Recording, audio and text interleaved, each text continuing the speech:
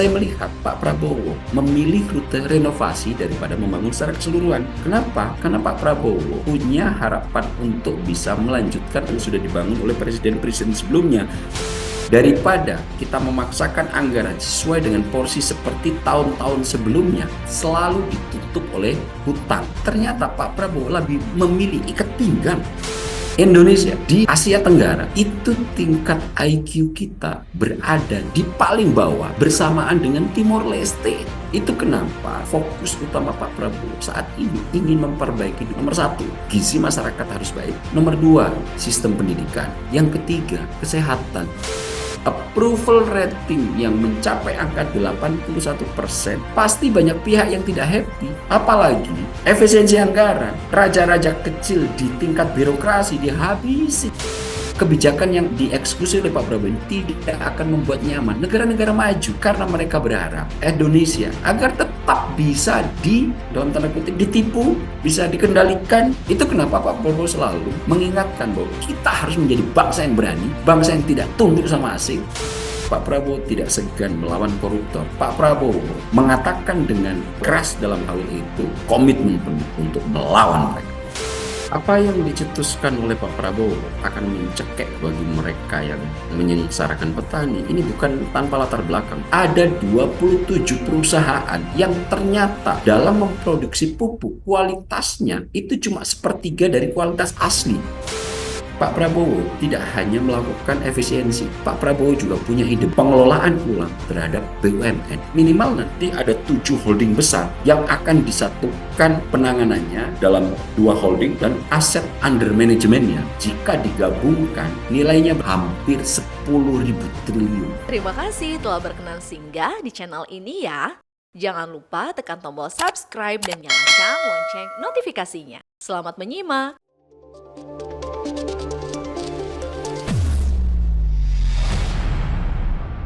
Berkolaborasi dengan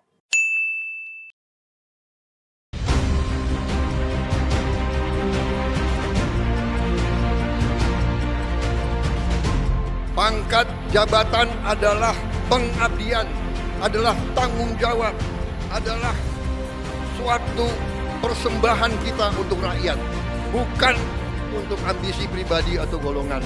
Tidak ada presiden Republik Indonesia yang punya tongkat Nabi Musa, tidak ada. Negara kita sangat besar, sudah kita mulai bergelar sekian ratus, sekian, masih ada yang komentar, iya tapi belum banyak. Kalau nggak ada wartawan, saya ada orang-orang pinter. Kabinet ini kabinet gemuk, terlalu besar. Kalau kita yang mau bersihkan korupsi, dilawan, kira-kira yang melawan kita siapa? Hah?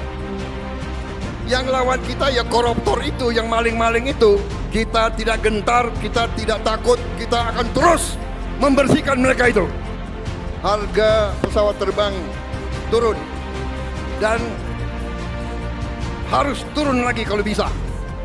Saya mau jadi presiden yang nurunkan harga, saudara sekalian.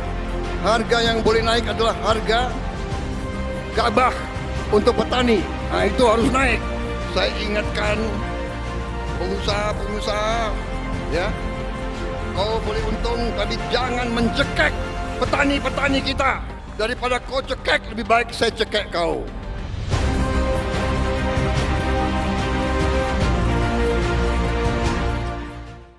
Pemirsa, Ketua Umum Partai Gerindra sekaligus Presiden Republik Indonesia Prabowo Subianto menyampaikan pidato politiknya beberapa waktu lalu saat puncak perayaan HUT Partai Gerindra ke-17 di Sentul Convention Center. Dalam pidatonya, Presiden juga merespon berbagai kritikan yang dalam acara tersebut juga dihadiri oleh sejumlah tokoh penting seperti mantan Presiden hingga Ketua Umum Partai Politik. Dan terkait dengan apa saja yang disampaikan oleh Presiden Prabowo Subianto yang cukup padat dengan beberapa poin yang disampaikan. Kurang lebih 1 jam Presiden menyampaikan pidato politiknya di hadapan para kader Gerindra dan juga tentunya Ketua Umum Partai Koalisi.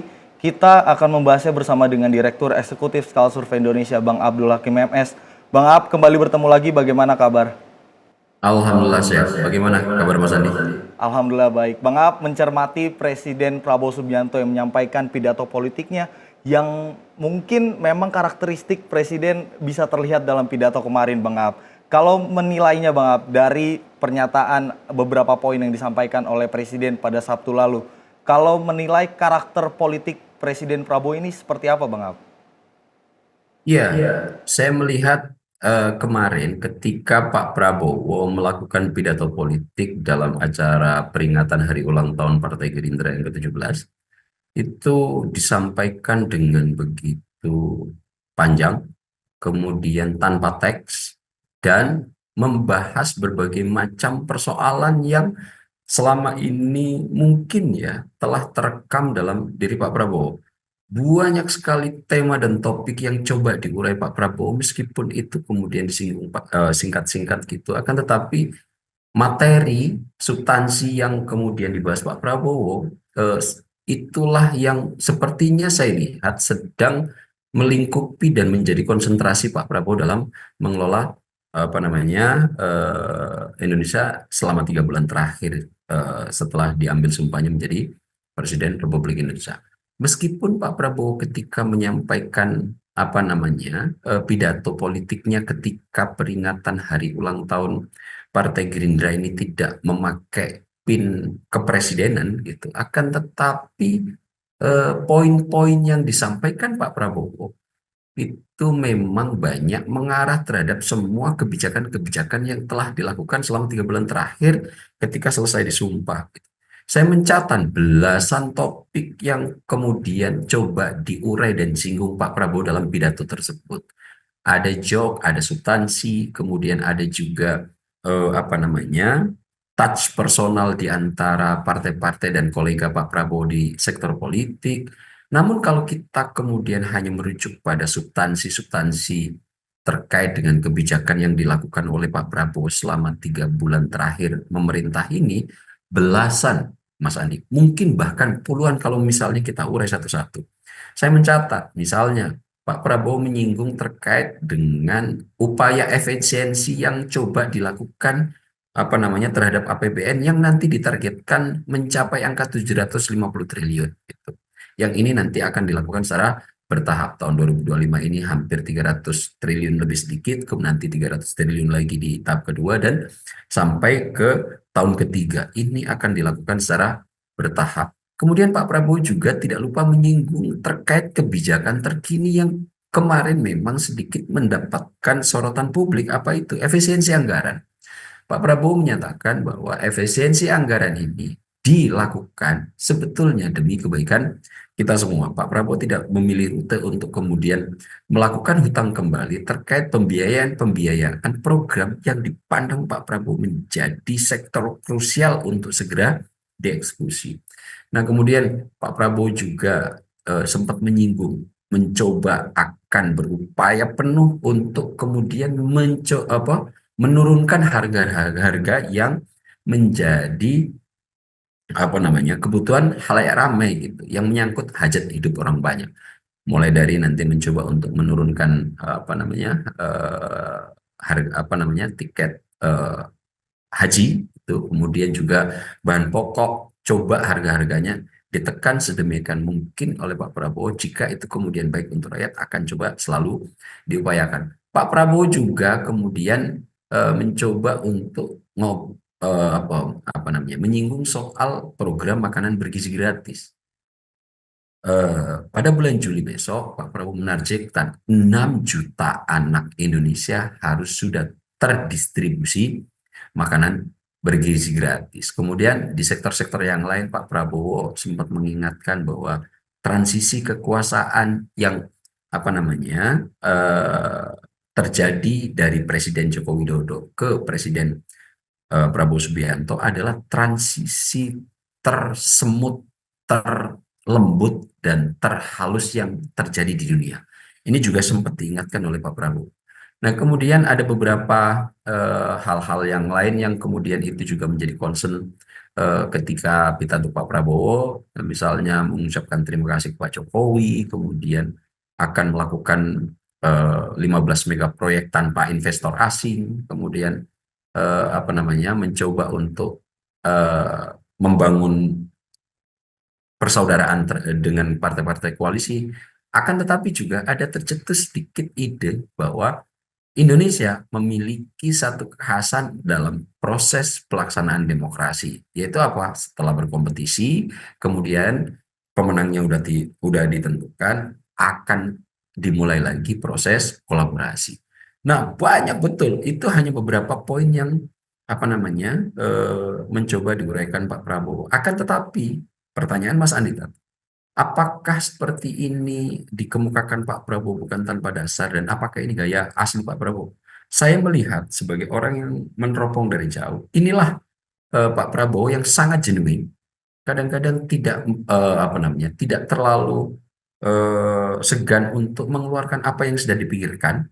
Diksi-diksi pilihan katanya juga kadang-kadang terlontar dengan khas gitu. Misalnya untuk menunjukkan rasa kecewa dan rasa heran gitu. Pak Prabowo kemudian pakai dasmu misalnya. Akan tetapi secara intonasi itu tidak dikeluarkan.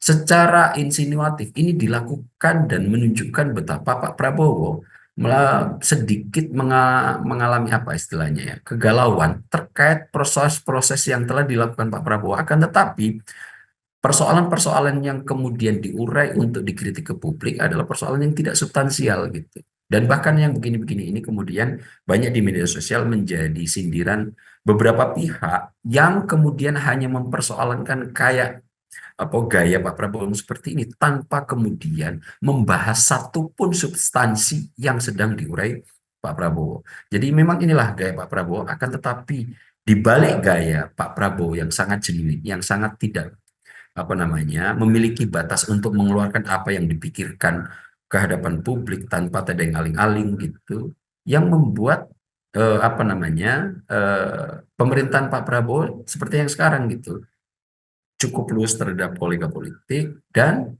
di luar itu substansi apa yang dikemukakan Pak Prabowo dalam eksekusi kebijakannya mencoba semaksimal mungkin untuk linier gitu. Satunya ucapan dan perbuatan. Nah, yang seperti ini saya lihat cukup baik. Poin-poin kalau kita lihat dari apa yang dikemukakan Pak Prabowo, saya melihat ada niat baik Pak Prabowo untuk mengelola bangsa ini dengan lebih baik lagi, Mas Andi. Bang Ab, ini kalau mencermati dari beberapa statement dari Presiden Prabowo Subianto ketika menyampaikan yang menegaskan saya mau jadi presiden yang menurunkan harga yang boleh naik itu hanya gabah untuk petani.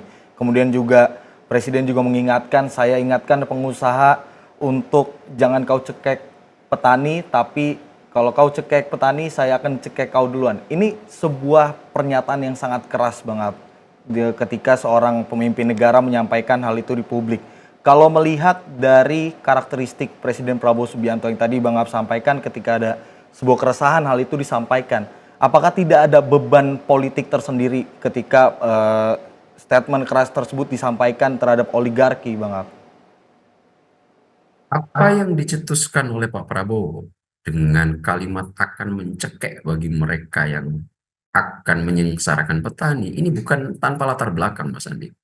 Kita tahu kemarin Pak Amran, Menteri Pertanian, sempat menceritakan total bagaimana mafia pertanian dengan begitu baik dalam tanda kutip, kalau tidak boleh menggunakan kata baik, mungkin sangat tidak beradab gitu terhadap para petani kita.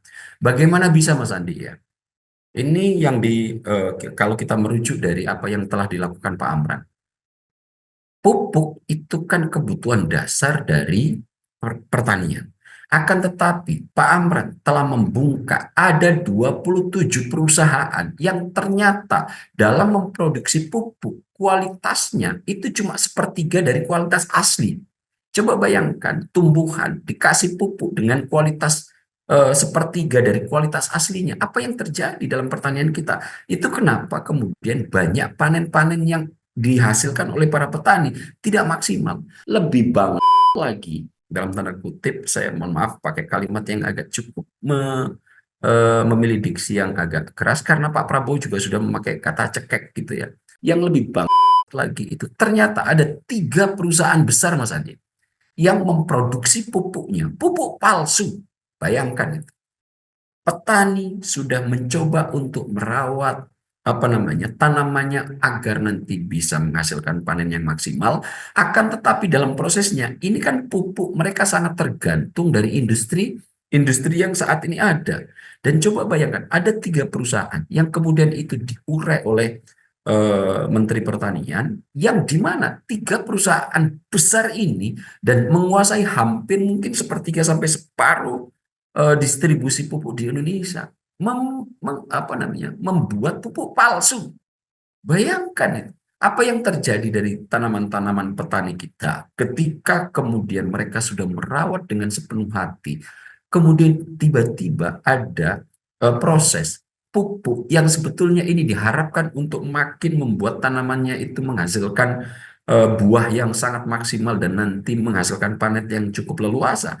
Tiba-tiba dikasih pupuk palsu, bukannya nanti panen yang cukup baik, akan tetapi tanamannya menjadi kuntet, Pak Mas Andi. Nah, kemudian ketika ini saya rujuk ke pernyataan Pak Prabowo bahwa kemudian siapa nanti yang akan menyengsarakan petani akan dicekek. Ini sudah perlakuan kurang sangat tidak beradab, atau mungkin kalau pakai diksi yang lebih keras lagi, ini sangat bang begitu. Apa yang dilakukan itu, kenapa kemudian Pak Amran mencoba untuk melakukan upaya kuat sehingga mereka yang bermain disingkirkan semua. Perusahaan-perusahaan ini tidak lagi dikasih izin. Nah, kenapa ini kemudian menjadi serius menjadi perhatian serius Pak Prabowo dan kemudian diberikan narasi yang cukup keras oleh Pak Prabowo dalam pidato HUT? Karena tujuan utama Pak Prabowo dalam 5 tahun ke depan, kita ini harus waspada pangan. Kekuatan negara untuk kemudian terus bisa survive ke masa depan, salah satu yang paling utama adalah soal perut, soal makanan. Apalagi di tengah situasi politik global yang saat ini tidak pasti. Satu negara sedang bersitegang dengan negara lain. Banyak dalam 3-4 tahun terakhir perang di mana-mana yang kemudian ini berimplikasi dampaknya terhadap negara-negara lain, termasuk Indonesia. Nah, kalau kemudian kita dengan lahan yang subur, dengan sebetulnya kalau pengelolaannya dilakukan secara baik, potensi untuk bisa menjadi negara yang swasembada pangan sangat memungkinkan. Nah, ini yang kemudian membuat saya lihat Pak Prabowo, kenapa kemudian begitu geram bagi mereka-mereka yang mencoba memanfaatkan situasi untuk kepentingan pribadi dan kepentingan golongan atau kelompok dalam konteks petani ini agar tidak bisa maju. Pak Prabowo cukup geram. Nah, hal-hal yang semacam ini kalau kita lihat latar belakang, kemudian kenapa Pak Prabowo memantiknya itu dalam pidato kemarin. Lagi-lagi meskipun tidak pakai pin kepresidenan, akan tetapi dilakukan dengan sangat keras, dengan sangat firm oleh Pak Prabowo sebagai peringatan serius bagi mereka. Jangan lagi melakukan hal-hal yang sangat merugikan rakyat. Ini keberanian Pak Prabowo untuk menghajar mereka, para mafia-mafia yang sangat merugikan rakyat. Dan Pak Prabowo juga menggarisbawahi koruptor. Pak Prabowo berkomitmen penuh untuk melawan mereka. Kalau melihat Presiden Prabowo Subianto dalam menyampaikan pidatonya kemarin di Partai Gerindra ini kan sangat amat berani. Kurang lebih 1 jam Presiden berpidato. Kalau melihat Presiden, kembali lagi saya pertanyakan mengapa sosok dari Presiden Prabowo Subianto ini ketika dia berpidato menyampaikan keresahannya seperti tidak terlihat memiliki beban. Ada beberapa mungkin pejabat publik yang ingin menyampaikan apa keresahannya, kemudian di belakang layarnya punya deal politik tersendiri. Tapi berbeda dengan Presiden Prabowo Subianto, kira-kira sebenarnya faktor apa yang membuat Presiden Prabowo Subianto ini dalam tanda kutip seperti yang disampaikan Presiden Jokowi, Pak Prabowo ini adalah presiden yang kuat seperti itu? Iya, kalau kita lihat latar belakangnya, Mas Andi ya.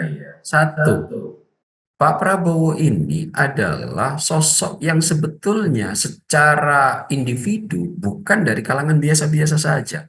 Beliau ini adalah kalangan darah biru yang secara material, secara ekonomi sudah selesai dengan dirinya. Tidak banyak yang kemudian mencoba untuk diraih Pak Prabowo di masa depan dalam sektor ekonomi.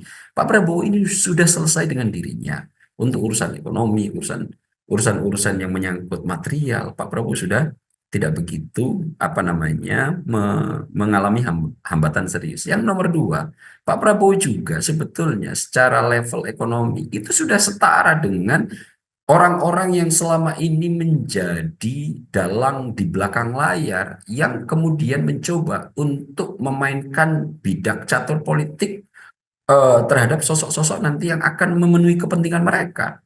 Nah, karena level Pak Prabowo ini sudah setara dengan mereka, menyampaikan apapun, Pak Prabowo menjadi tidak mengalami kendala serius.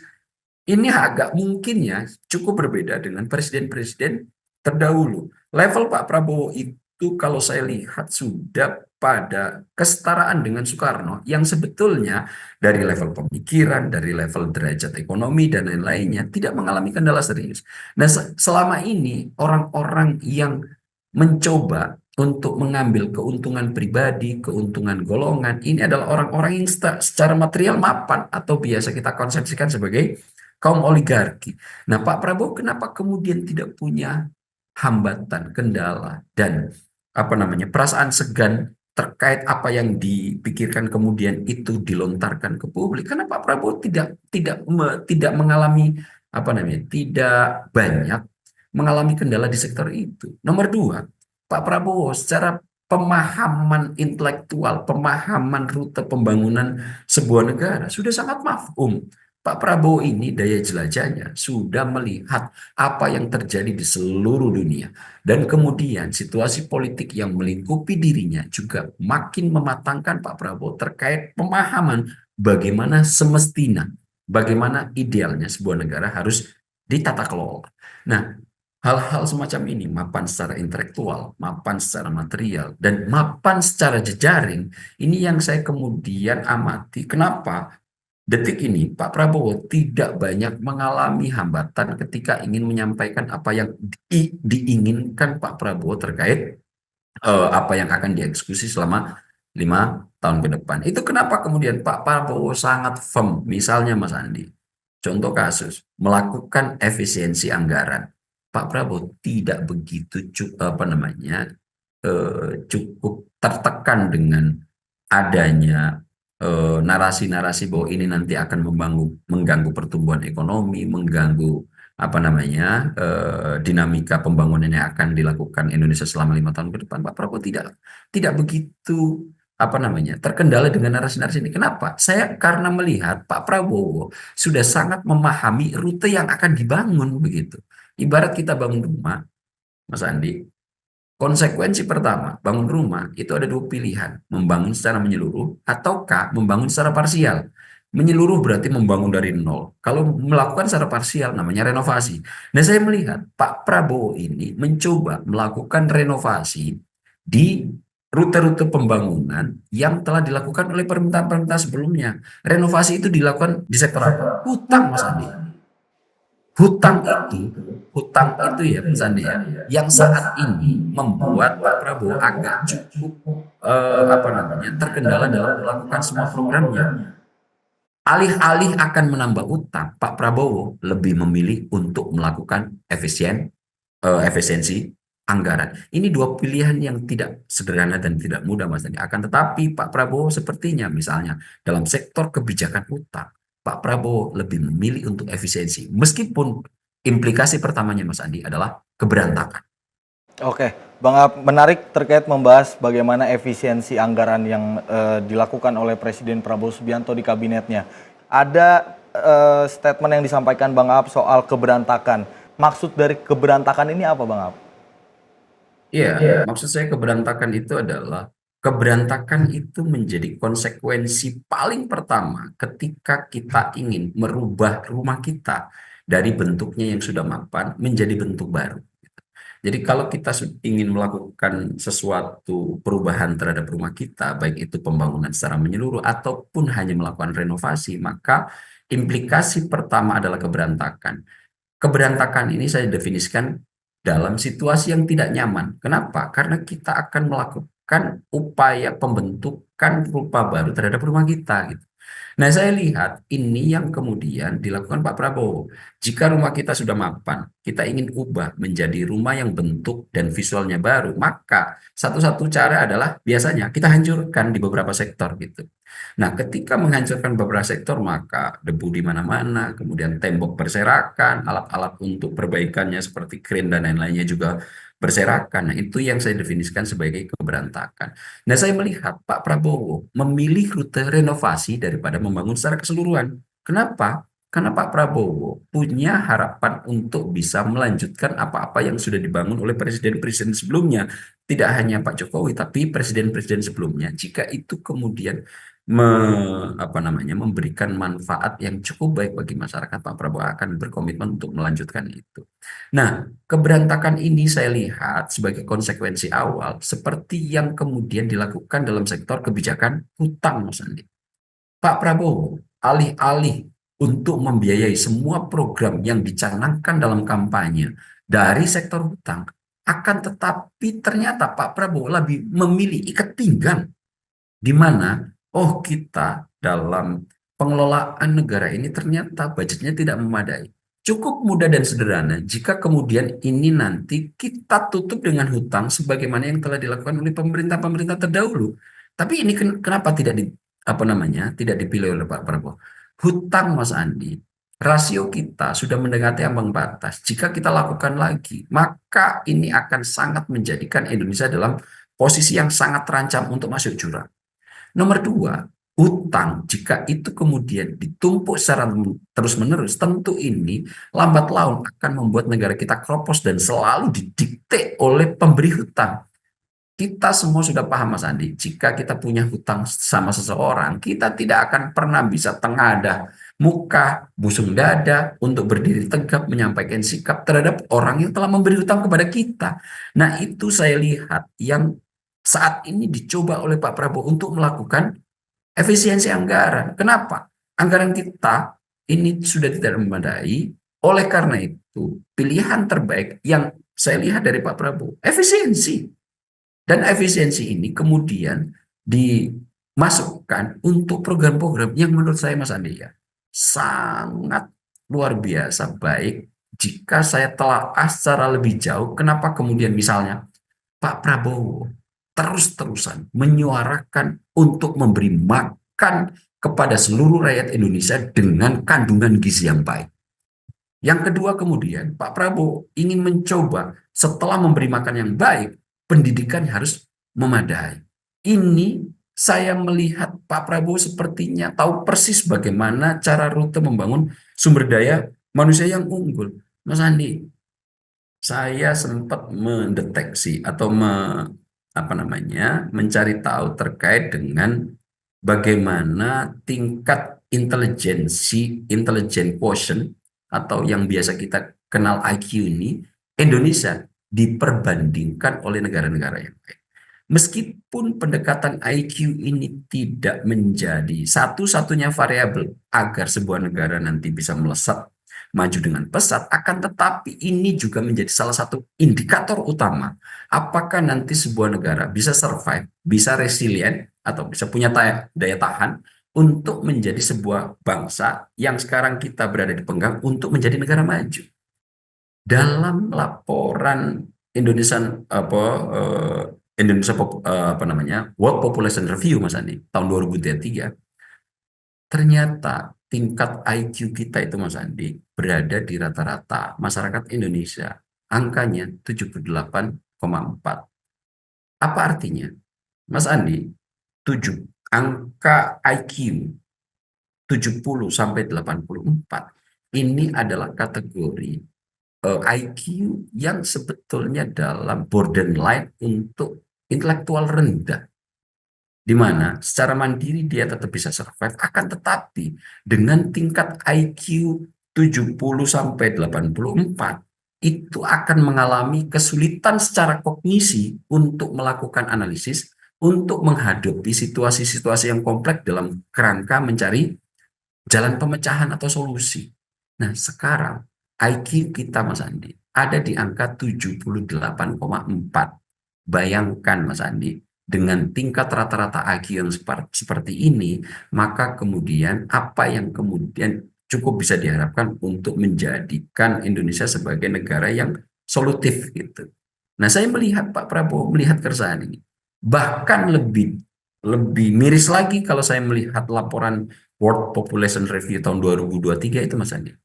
Indonesia di negara-negara Asia Tenggara, apa jumlahnya ada 11 ya negara Asia Tenggara, itu tingkat IQ kita berada di paling bawah bersamaan dengan Timor Leste.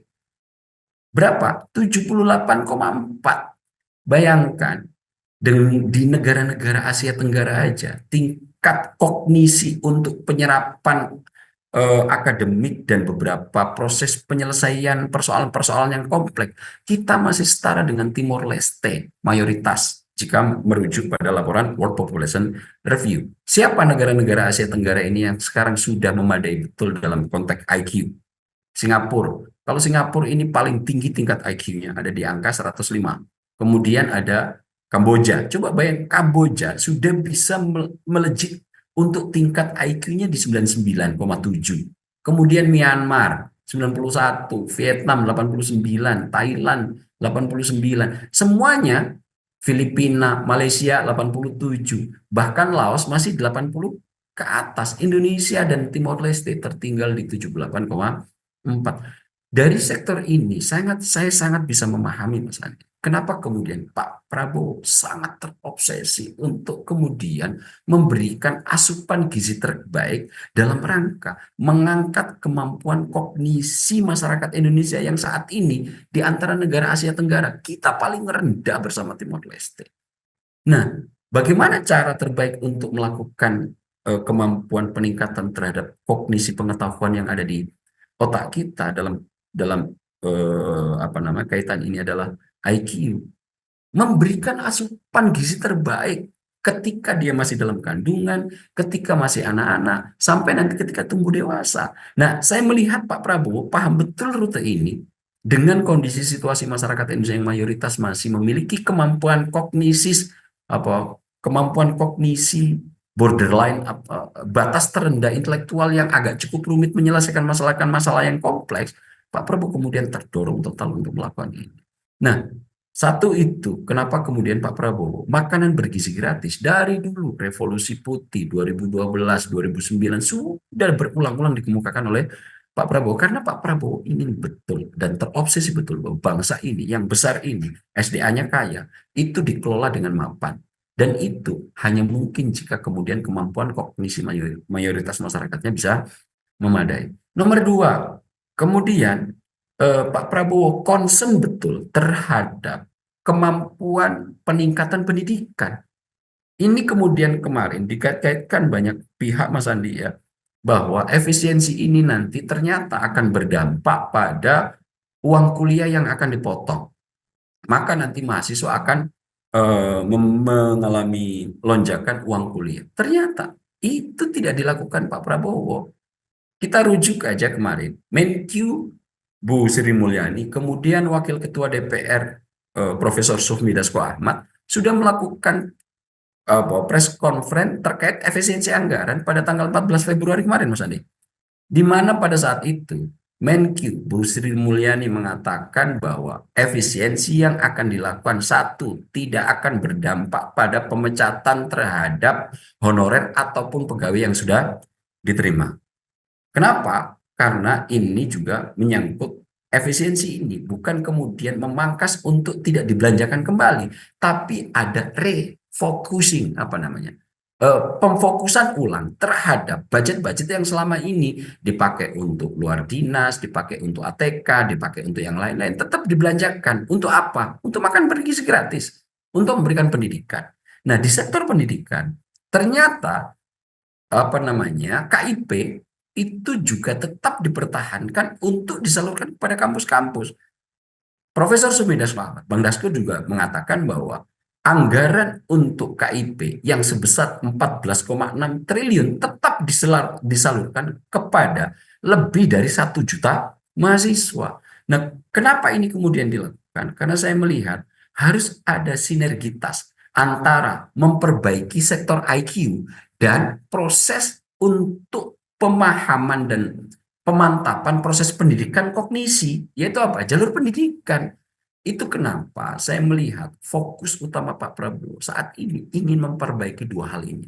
Nomor satu, gizi masyarakat harus baik. Kenapa? Biar kognisi, penyerapan, baik itu di dunia akademis ataupun menyelesaikan persoalan-persoalan yang kompleks, nanti memadai.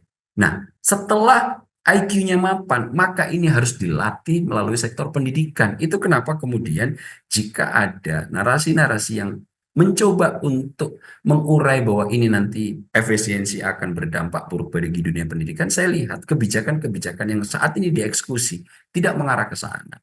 Nah, pemahaman Pak Prabowo yang saya lihat untuk kebijakan efisiensi ini ternyata diarahkan kepada dua hal penting yang dibayangkan Pak Prabowo agar SDM kita unggul. Apa itu? Gizi bermutu, makanan yang sangat bergizi untuk memperbaiki kognisi otak kita. Yang kedua, sistem pendidikannya terus didorong agar kognisi yang baik dibarengi dengan latihan pendidikan yang mapan. Nah, ini jalur yang saya lihat mencoba untuk dibangun Pak Prabowo dalam rangka 5 tahun ke depan, bahkan menuju Indonesia Emas tahun 45, Mas.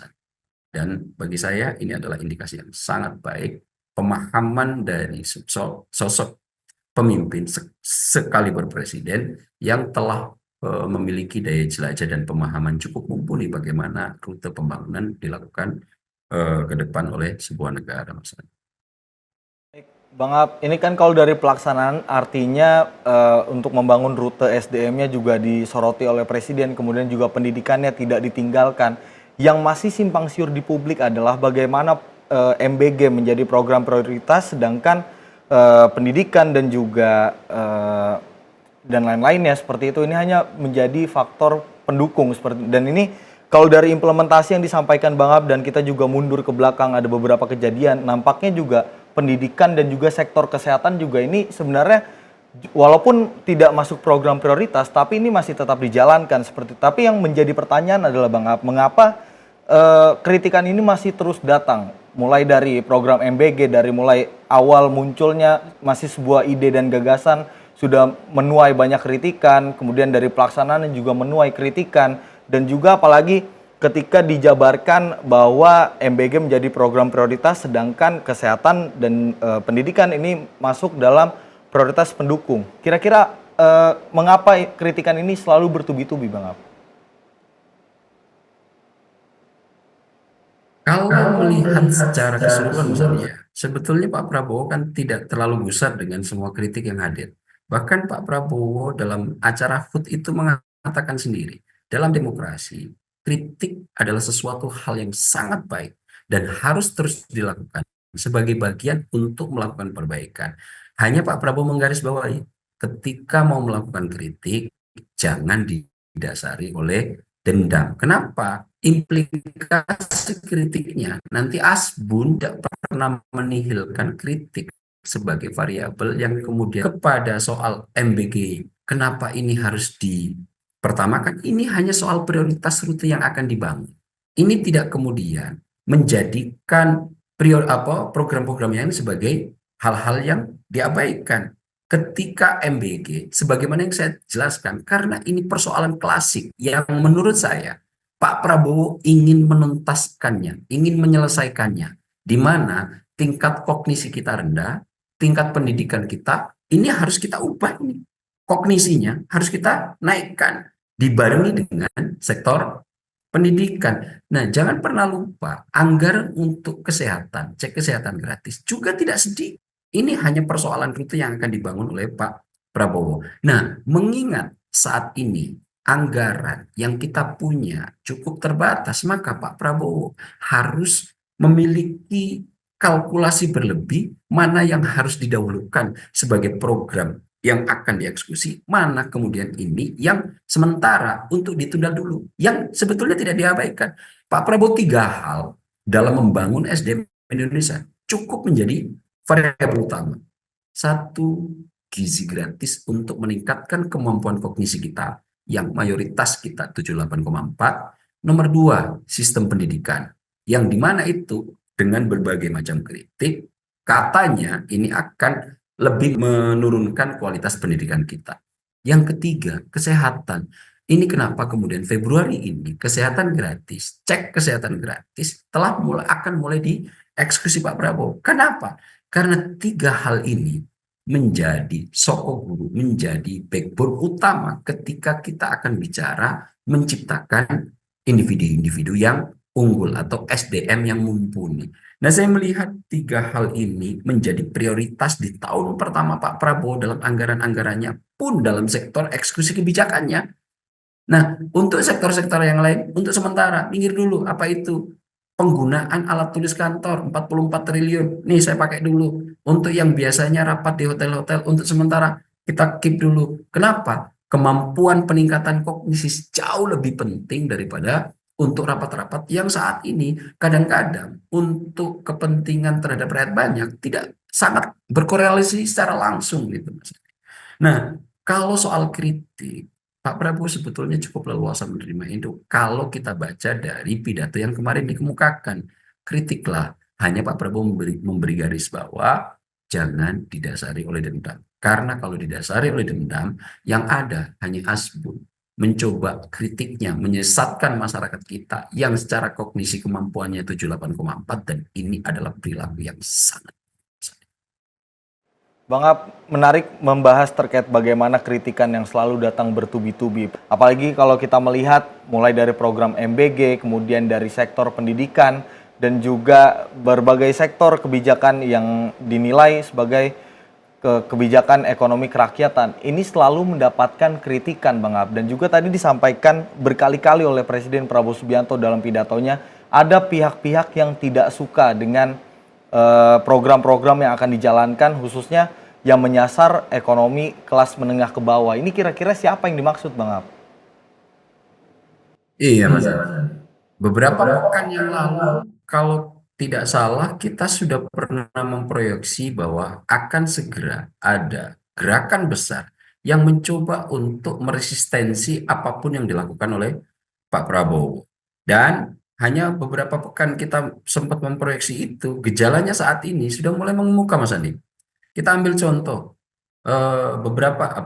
sehari yang lalu terjadi protes yang cukup besar dilakukan mahasiswa begitu, yang dengan tagline Indonesia Gelap, yang mencoba mengarahkan kritik terhadap apa yang telah dilakukan oleh Pak Prabowo, yaitu bagaimana makan bergizi gratis, kemudian bagaimana mempertanyakan bagaimana efisiensi ini akan berdampak pada sektor pendidikan, tapi itu kemudian coba dijawab Pak Prabowo dengan elegan. Nah, saya hanya melihat ini, gerakan-gerakan ini dilakukan tidak dengan argumentasi yang cukup mapan dan kuat. Kenapa? Coba misalnya, efisiensi anggaran yang dilakukan Pak Prabowo. Secara hakikat, menurut saya, ini adalah pilihan terbaik. Daripada kita memaksakan anggaran sesuai dengan porsi seperti tahun-tahun sebelumnya, di mana ketika kita mengalami defisit selalu ditutup oleh hutang. Apa dampaknya, Mas Andi? Saat ini dari 3.400 triliun APBN kita, 1.300, hampir 1.300, Mas Andi, hanya untuk bayar hutang, bayangkan. Kemudian untuk 1.000 triliun yang lain, itu untuk apa? Untuk belanja rutin negara. Tinggal berapa, Mas Andi?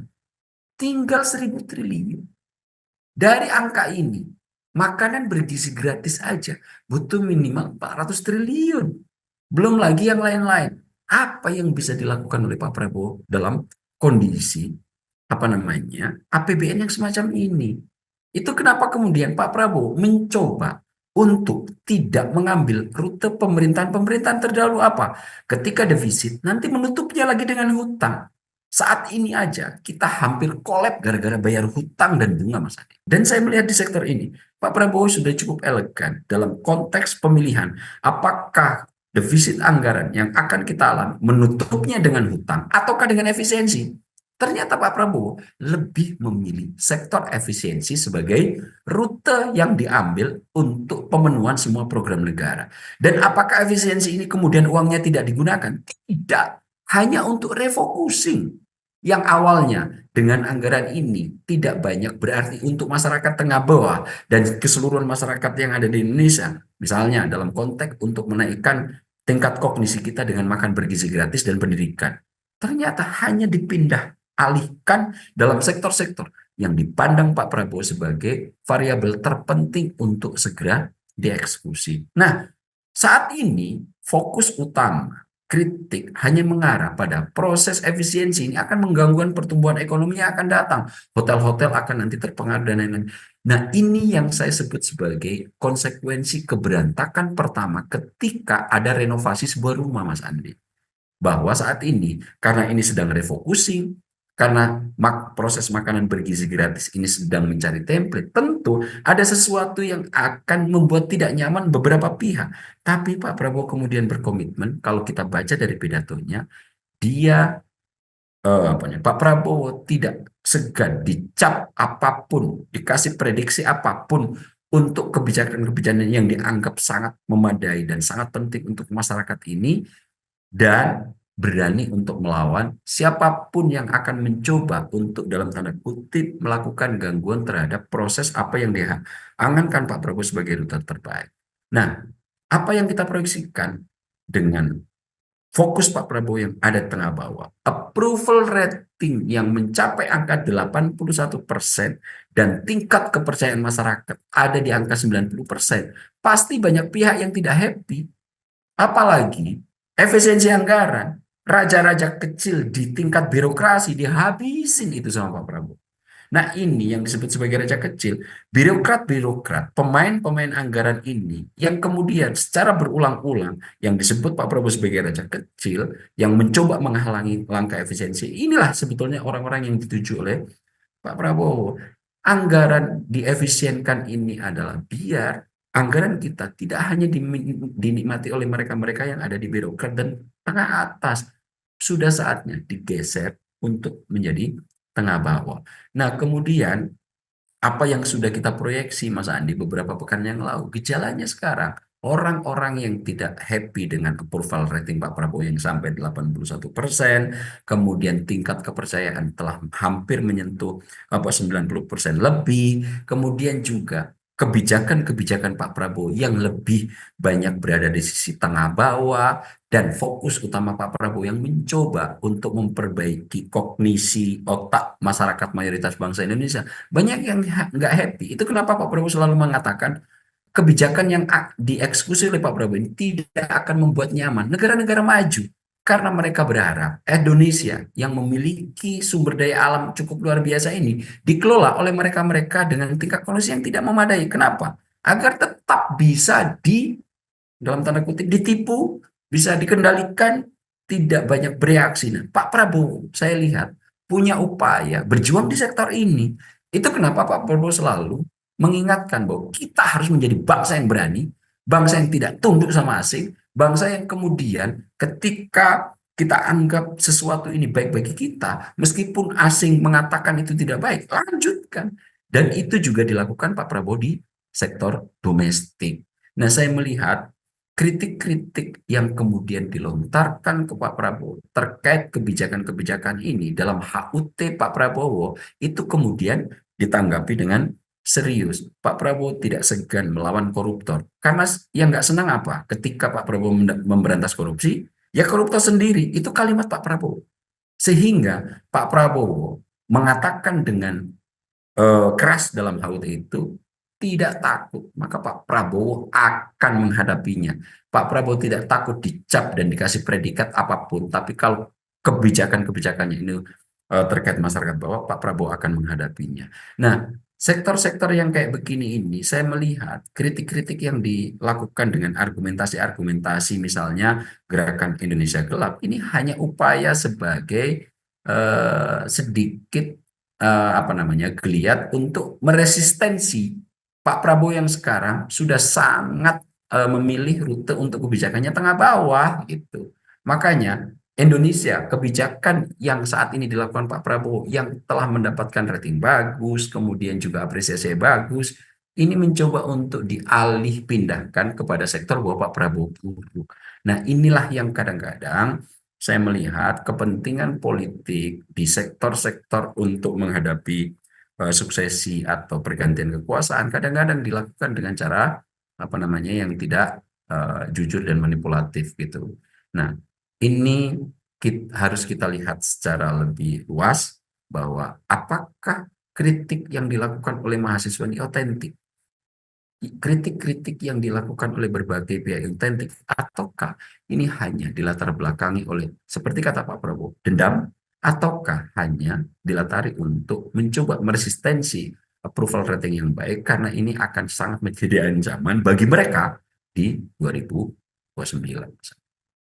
Baik, artinya ada dugaan gerakan di belakang itu ya Bang Ape dengan berbagai kebijakan yang Presiden lakukan seperti itu. Dan kalau melihat Bang Ap, ini mulai dari awal kepemimpinan dari Presiden Prabowo Subianto, berbagai kebijakan mulai dari gaji guru, penghapusan utang UMKM, kemudian seperti itu. Dan kali ini yang lagi dicanangkan adalah efisiensi anggaran. Apakah ada, kalau melihat dari karakteristik atau yang dilakukan oleh Presiden Prabowo Subianto, apakah dari awal kepemimpinan sudah dilakukan evaluasi dan menemukan kebocoran, makanya efisiensi anggaran ini dilakukan saat ini? Karena melihat yang seperti Presiden Prabowo sampaikan, ada raja-raja kecil yang mulai gelisah dengan efisiensi anggaran ini, Bang Ab. Tentu Pak. Mas Andi, sebagaimana udah kerap kali kita diskusikan ya, saya melihat sosok Pak Prabowo ini adalah sosok yang secara kemampuan pemahaman terhadap apa persoalan-persoalan yang dihadapi cukup memadai. Itu kenapa kemudian ketika apa yang ada di kepala Pak Prabowo menyusun kabinet, persiapan utama pertama adalah bukan kemudian nanti melakukan langsung komunikasi secara jarak jauh, dikumpulkan jadi satu, face to face Mas Andi.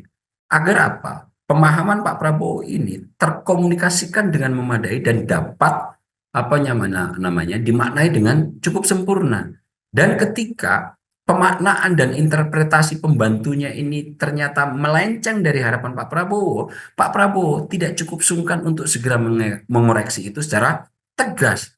Contohnya apa? LPG 3 kilogram. Ketika niat baiknya itu telah diamanatkan oleh Pak Prabowo, perintahnya jelas, subsidi harus tepat sasaran dan dinikmati oleh masyarakat seluas-luasnya. Akan tetapi dalam sektor kebijakannya makin memperumit, segera dikoreksi oleh Pak Prabowo. Nah, keberadaan Pak Prabowo yang ada di sektor-sektor seperti ini yang saya lihat membuat tidak happy beberapa lawan politik yang akan menjadi kontestan penantang Pak Prabowo di 2029, karena kita tahu Mas Andi, Partai Gerindra untuk juga melakukan efisiensi biar tidak keluar biaya terlalu banyak, maka Rapimnas kemarin dan perayaan HUT digabungkan dengan Kongres biar tidak dua kali biaya yang akan dikeluarkan oleh Partai Gerindra. Dan dalam Kongres luar biasa itu, nomor 1, definitif Pak Prabowo menjadi Ketua Umum Partai Gerindra. Nomor 2, menjadi Ketua Dewan Pembina Partai Gerindra. Dan yang paling mungkin juga agak cukup menjadi pertanyaan banyak pihak gitu, ditetapkan kembali untuk menjadi calon presiden tahun 2029. Nah, jika kemudian secara politik Partai Gerindra sudah mencanangkan ini, kemudian Partai Gerindra nomor 2 mengajak partai koalisi Indonesia Maju menjadi perkumpulan permanen untuk menghadapi 2009, ini kan menjadi ancaman serius bagi lawan-lawan politik Pak Prabowo begitu. Nah, beberapa hal yang sudah melatar belakang ini ditambah Pak Prabowo kebijakannya sangat populis, artinya populis dalam bukan diksi peyoratif gitu ya. Populisme itu sebetulnya adalah kebijakan-kebijakan yang berada di sisi masyarakat kecil, Mas Adi. Nah, itu adalah populistis, masyarakat banyak. Nah, cuma dalam perkembangannya populisme itu akhirnya lebih punya diksi negatif karena dimanfaatkan oleh politisi untuk melakukan manipulasi, seolah-olah kebijakannya mengarah ke masyarakat tengah bawah yang mayoritas, tapi ternyata kemudian ini malah yang dilakukan adalah sebaliknya. Nah, kebijakan Pak Prabowo ini saya lihat kebijakan populis dalam arti ketika awal kata diksi ini mengemuka, Mas Andi, betul-betul berada di sisi masyarakat mayoritas, dan biasanya kalangan mayoritas itu selalu ada di tengah bawah. kemudian Pak Prabowo yang saat ini approval ratingnya tinggi, kemudian Pak Prabowo yang saat ini tingkat kepercayaan masyarakat tinggi, ini kan menjadi ancaman serius bagi lawan-lawan politik. Dan beberapa pekan yang lalu sudah kita proyeksi bahwa segera akan ada gerakan-gerakan yang masih besar, mengingat apa yang telah melingkupi Pak Prabowo ini. Kenapa?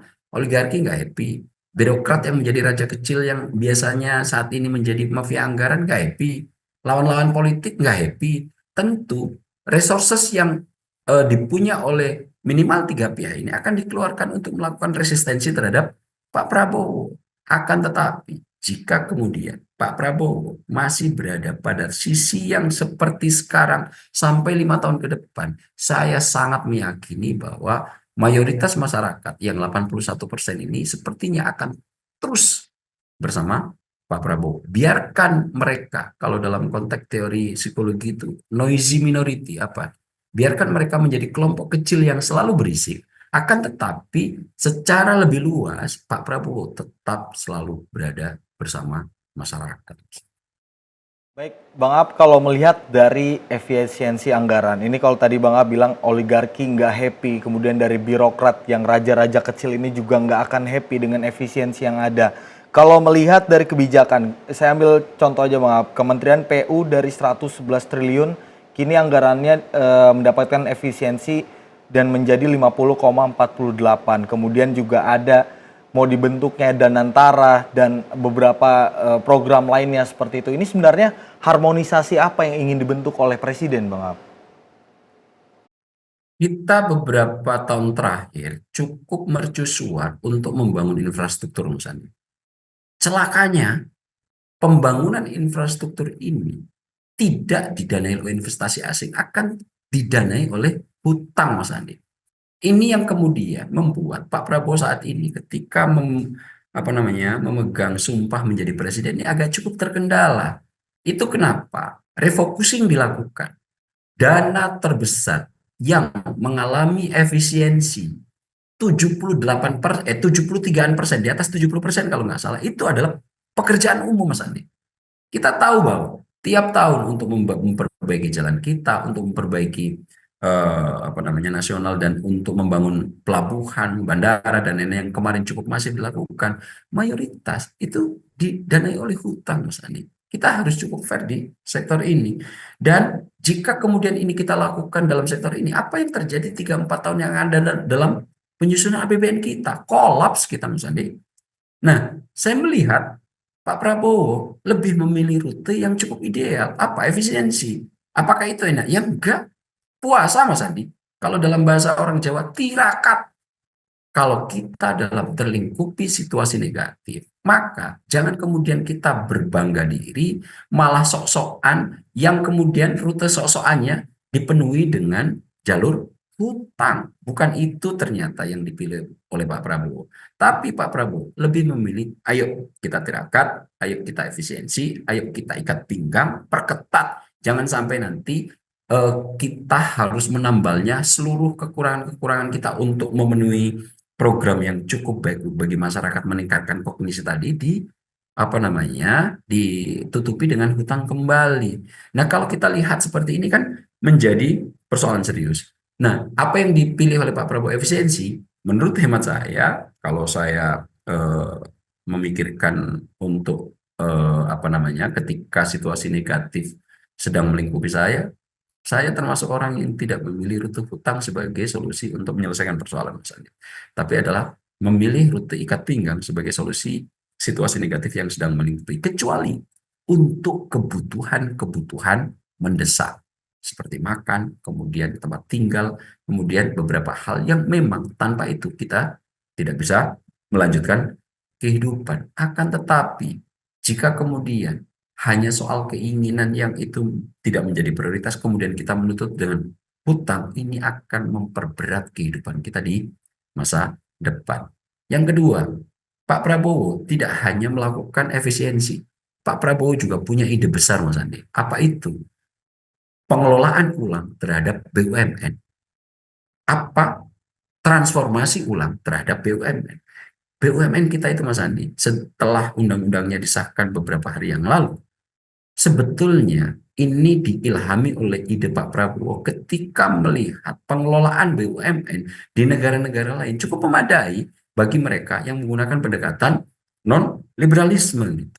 BUMN di Cina menjadi sokok guru utama, di Korea Utara menjadi sokok guru utama, di Kuba menjadi sokok guru utama.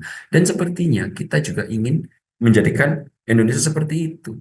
Kita lihat Temasek misalnya. Nah, diilhami oleh hal-hal yang seperti ini, Pak Prabowo ingin mencoba untuk memberikan profit berlebih terkait BUMN kita, meskipun tugas BUMN tidak hanya profit.